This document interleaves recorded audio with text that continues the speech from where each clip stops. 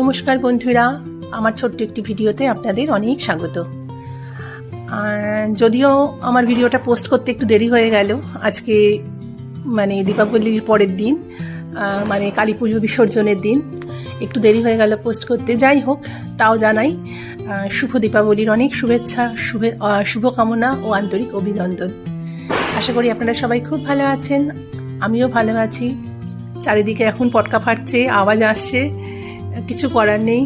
যাই হোক, সন্ধেবেলা একটু রেডি হয়ে নিয়েছি, একটু মোম ধরাচ্ছি।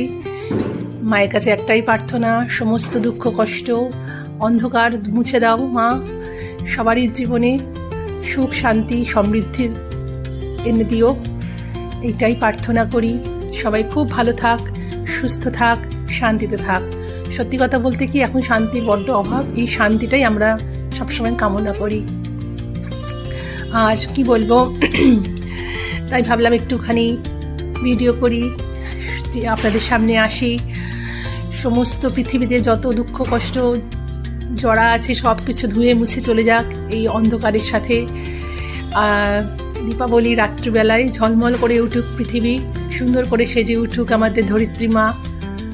সমস্ত সবাই ভালো থাকুক, আমরাও ভালো থাকি। আর কি বলবো, আমি আমার বাড়িটা যেহেতু টুনি বাল্বে সাজানো অলরেডি থাকে, যেহেতু আমাদের মাঠে পুজো হয় সেখানকার ক্লাবের তরফ থেকে, তো আমি এত বছর ধরে প্রতিদিনই মোমবাতি দিয়েই আমি আমার বাড়িটা সাজাই, যদিও আমি ব্যাকডেটেড। যাই হোক, সবাই খুব ভালো থাকবেন, টাটা।